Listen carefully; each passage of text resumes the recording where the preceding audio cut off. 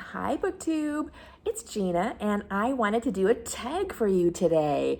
I was tagged by Shelley Swearingen in an original tag that she created called Are You Like Jane Austen? And I love this tag. I love Shelley. I love her channel.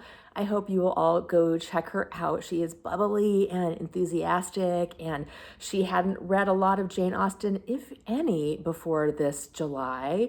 And so it was really fun watching her discover Jane Austen for the first time and so fully embrace it that she actually created her own original tag. So I'm going to also link the hosts of Jane Austen July below. I have no illusions that any of them will actually see this video, but I would love it if we could sort of keep this tag going, especially for next year, for Jane Austen July 2022. So I'm hoping it will maybe pop up in someone's radar at some point when they're searching next year for fun Jane Austen things, because I love this tag. I'm also going to tag the Personal Cozy Project 2021, who had some really fun Jane Austen July videos. I'm going to link to her wrap-up video. She had some really fun kids Jane Austen books and some illustrated books about Jane Austen's England, which I loved.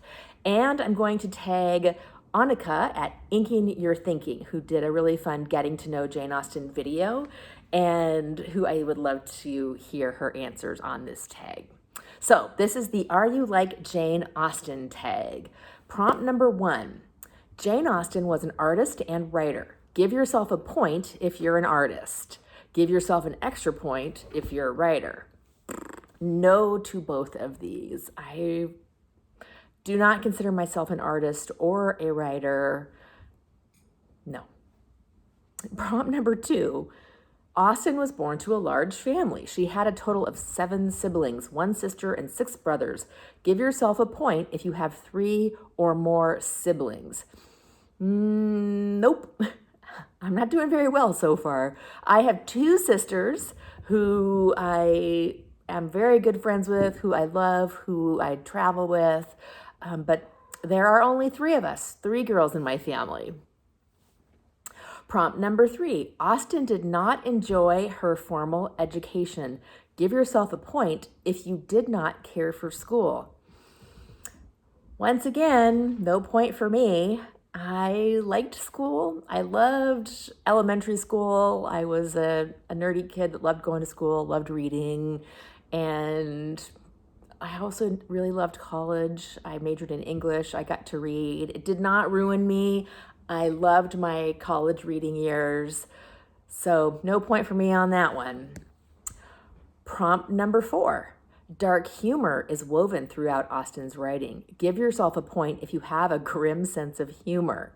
You must share a dark joke in order to get this point. So I am going to give myself this point. I'm going to count on my fingers too here as I go.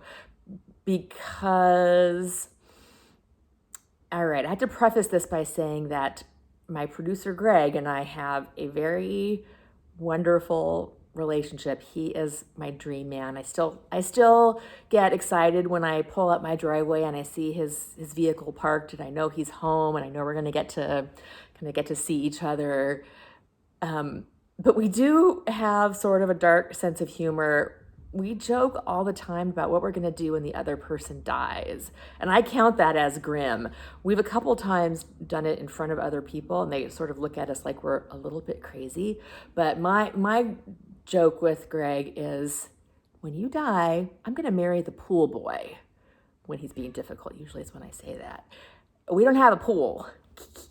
So I think it's hilarious, but it's probably a little dark to joke about your spouse dying. I think it's hilarious. Okay, question number 5. Jane broke off 2 engagements and died a spinster. Give yourself a point if you are single. Nope. But here's another dark joke. Greg often tells me that being married to him is the closest to single I will ever get, because we're very independent, we're very individual. I just got back from vacation with my sisters. I do things on my own. So it's Maybe I'll just count myself as an honorary spinster, but no, I don't get a point for that one. Prompt number 6. Austen experienced low periods or spells of depression. Give yourself a point if you have struggled with mental health. And I'm going to say no to this one too. I mean, I think everybody has highs and lows. I've had a couple points where I was dealing with anxiety, but I can't say that that was in a way that would constitute like a mental health issue. So I'm going to give myself a no for that one.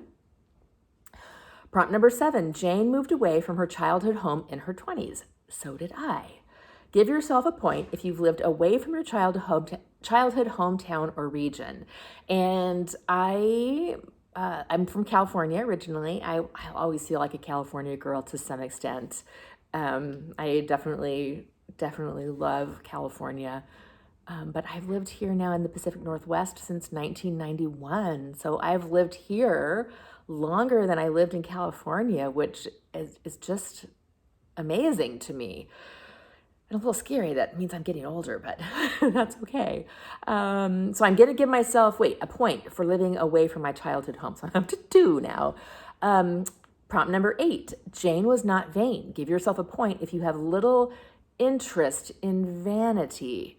This is a hard one because I like put lipstick on. I like my fun glasses, but I'm gonna give myself a point for that one because I don't futz much with myself. I always said I always said / joke that I was glad I wasn't beautiful because I think it's much easier to live if you don't judge yourself based on your look. So I was like, I have this like a perfect level of attractiveness. Not too bad, but I'm not great enough that I get judged by it. So I think it's perfect. So maybe that is vain. I don't know. I'm going to give myself that point because I'm only up to 3, and that's kind of depressing. Prompt number 9, hair was of little concern to Austen. Give yourself a point if you cannot be bothered with your hair. And I'm going to give myself this point because I totally chop my hair off because I just don't want to have to deal with it every day. It's short. I get a shower. I brush it.